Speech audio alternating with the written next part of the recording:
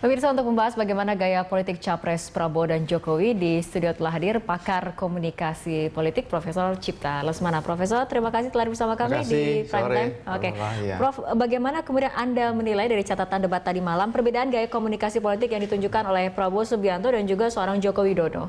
Ya, berbeda dengan debat yang pertama. Waktu pertama Prabowo itu kelihatan agak grogi gitu ya, seringkali juga susah menjawab. Semalam memang kelihatan lebih santai gitu ya, lebih santai. Justru kebalikannya, saya lihat Jokowi ini agak grogi gitu ya, jawabannya seringkali out of context gitu ya.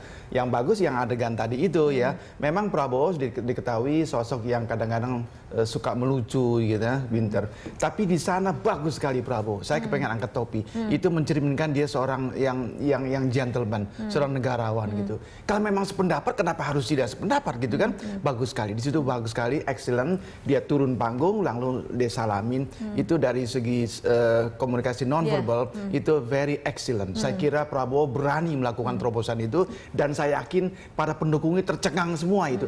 Itu yang tepuk sorak yang itu saya yakin sekali sebagian besar dari kubu Jokowi JK itu. Di sana bagus sekali. Oke. Tapi bagaimana dengan gaya komunikasi seperti ini akan mempengaruhi penonton ketika melihat bagaimana seorang misalnya Prabowo menyalami sendiri Jokowi ketika beradu visi misi ini? Mempengaruhi banyak mungkin tidak terlalu signifikan, tapi ya ada juga pengaruhnya, saya yakin sekali. Saya ulang-ulang mengatakan debat capres di televisi itu ada pengaruhnya terhadap sikap, terhadap pendapat dari audiens dari rakyat Indonesia ya, sedikit banyak. Tapi nanti kan kalau adegan per adegan mungkin kurang signifikan, tapi keseluruhan gitu ya. Rakyat kepengen tahu bagaimana sih capres ini mau bawa Indonesia kemana kira-kira. Jadi penting sekali gitu ya. Dan bahasa tubuh nonverbal juga penting sekali, itu diamati.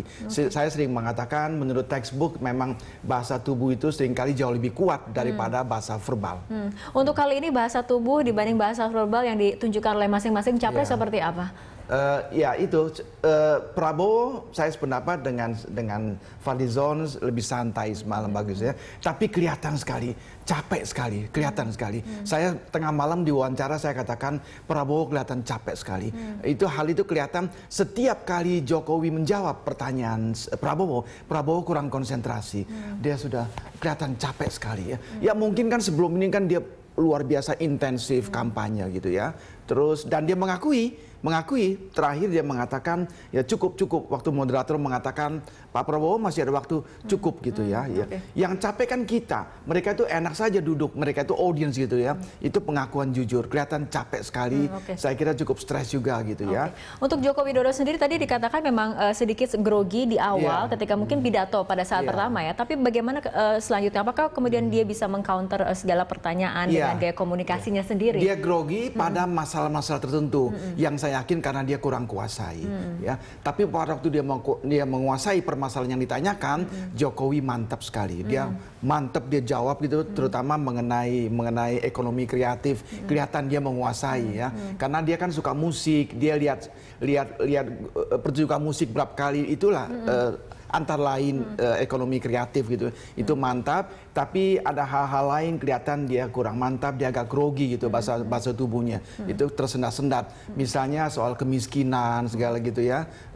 Jawabannya kurang bagus di situ Jokowi ya. Dengan segala kelebihan dan kekurangan dari kedua capres ini, bagaimana kemudian gaya komunikasi keduanya ini bisa menguatkan personal branding masing-masing, Prof. Cipta? Saya kira bisa juga ya, personal branding. Dari debat capres yang kedua semalam itu, publik bisa bertambah pemahamannya bertambah tentang sosok Prabowo, sosok Jokowi, tentang pribadinya, tentang bagaimana mereka berkomunikasi lisan maupun nonverbal gitu ya.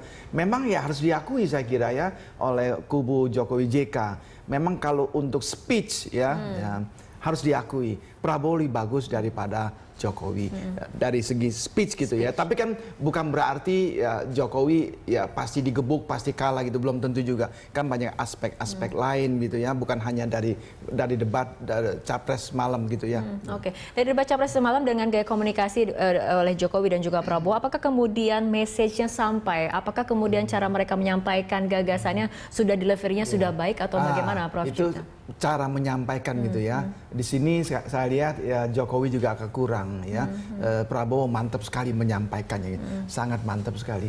Yang kita kecewa, terutama saya kecewa itu pada waktu diberikan kesempatan untuk bertanya langsung gitu ya. Di situ Jokowi miss sekali. Dia melemparkan pertanyaan yang sangat sumir, yaitu mengenai kalau nggak salah TPID gitu ya. Saya 30 tahun lebih pengamat politik, saya pun nggak tahu gitu ya. Apa itu TPID? Dan sekali lagi ya Prabowo terang-terangan dia jujur gitu. Apa itu Pak Jokowi gitu ya gitu. Ada satu lagi mengenai apa DAU apa gitu ya. Aduh, sayang sekali Jokowi. Itu kesempatan emas. Pada waktu moderator memberikan kesempatan, disitulah mesti capres melemparkan pertanyaan yang jitu sekali, menohok sekali. Nah di sisi lain Prabowo berhasil mengambil kesempatan emas itu, dia tohok Jokowi, dia lemparkan ya bahwa pertumbuhan ekonomi sekarang ini 5% lebih gitu ya. Bagaimana target Pak Jokowi kalau jadi presiden misalnya gitu, berapa pertumbuhan ekonomi yang targetkan? Terus bagaimana caranya itu? Di situ pertanyaan yang bagus sekali, pamungkas sekali. Itu pertanyaan penting makro menyangkut ekonomi nasional ya. Di situ saya lihat agak grogi juga, kurang mantep jawaban Jokowi situ. Oke, Prof. Cita, tapi jika dibandingkan antara debat putaran pertama dengan debat putaran kedua ini gaya komunikasi politik yang diperlihatkan oleh masing-masing, apakah kemudian ada pergeseran ataupun perbedaan sehingga mungkin evaluasi dari debat pertama ke debat kedua seperti itu? Secara keseluruhan tidak ada perubahan ya. Jokowi tetap dengan keasliannya, yaitu tetap cool, dengan tenang, berusaha gitu ya, dan jawabannya singkat-singkat, tetap gitu ya. Sebaliknya Prabowo juga tidak banyak beda, ofensif, agresif gitu ya, bicara cepat, cak, seolah-olah dia menguasai, tapi kadang-kadang juga ngawur jawaban Prabowo, saya lihat begitu ya. Kadang-kadang juga dia saking semangat sekali ya. Prabowo lupa. Banyak jawaban dia itu secara langsung menghantam Hatta Rajasa sebetulnya. Hatta sebagai Menteri Perekonomian ya. Jadi yang dikemukakan itu harus begini. Itu saya nggak menampar muka Hatta sebetulnya. Selama ini Hatta tidak melaksanakan kebijakan itu. Nah rupanya Pak Prabowo saking begitu semangat sekali gitu ya. Tapi secara keseluruhan tetap saya kira tidak banyak perubahan. Prabowo yang tetap menyerang, ofensif ya, terus Jokowi yang tetap cool, kalem gitu ya. Yang ya kadang-kadang memang harus diakui dia kurang menguasai permasalahan waktu menjawab itu. Dalam debat seperti ini sebetulnya gaya komunikasi politik yang efektif itu seperti apa, Pak? Yang efektif begini, Mbak, begini. Orang berkomunikasi itu sangat ditentukan oleh penguasaan permasalahan. Kalau saya menguasai permasalahan, Anda tanya saya politik, 24 jam saya bisa jawab semua gitu. Tetapi begitu ada pertanyaan yang saya tidak kuasai, itu keluarlah komunikasi politik yang jelek, yang menurut saya. Atau karena saya tidak menguasai permasalahan itu, saya bawa ke ranah lain begitu loh. Nah itu berapa kali dilakukan oleh Jokowi. Dia tidak mantap di sana. Misalnya bagaimana kita mengurangi pertumbuhan penduduk. Dilempar oleh Prabowo, jawabannya out of context. Dia keluarkan lagi kartu sehat, kartu apa gitu. Tidak, jawabannya keliru sekali di sana. Itu kelihatan dia tidak menguasai ya. Yang ditanya adalah bagus. Bagaimana? Ini kan KB sudah lama tidak dijalankan sehingga pertumbuhan penduduk Indonesia ini makin tinggi. Nah, bagaimana mencegah itu? Kelihatan di sana dia sedikit gelagapan, kurang menguasai. Nah, untuk Prabowo sendiri apakah kemudian agak sedikit kurang nyaman ataupun tidak nyaman juga ketika ditanyakan di luar zonanya sendiri, zona nyamannya sendiri? Iya, dia tidak nyaman dan dia juga gelagapan gitu ya. Cuman yang ditanyakan yang membuat Prabowo gelagapan itu menurut saya tidak begitu substansial pertanyaannya itu, yaitu antara lain mengenai TPID segala gitu ya, itu sayang sekali ya. Tapi sekali-sekali juga saya lihat juga ya sedikit out of context, sedikit ngawur juga jawaban Pak Prabowo. Itu biasa dalam komunikasi ya. Kalau orang bertanya sama saya, kalau saya kurang kuasai, kan tidak mungkin saya mengatakan maaf saya nggak bisa jawab itu. Tetap harus jawab.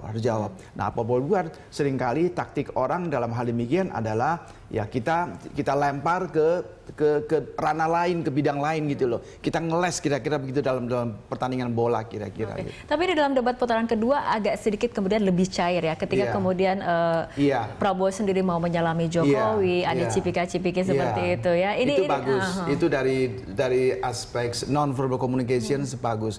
Kita cairkan gitulah. Jangan tegang terus. Di sana saya kira berhasil. Pak Prabowo mencairkan suasana. Dia datang bukan hanya dia salamin, tapi juga dia peluk Jokowi. Itu dari segi non-verbal excellent. Bagus sekali di sana gitu ya. Saya kira memang harus begitulah. Tetap kita harus menyadari bahwa ini kepentingan rakyat lebih nomor satu dibandingkan kepentingan apa. Bahwa dalam pertempuran politik menang dan kalah adalah biasa gitu loh. Yang penting adalah kepentingan rakyat itu sendiri ya, Prof. Cipta. Begitu, ya. Oke, baik Prof. Cipta, terima kasih telah hadir bersama kami dalam Prime Time dan bergabung bersama kami. Terima kasih ya, Pak.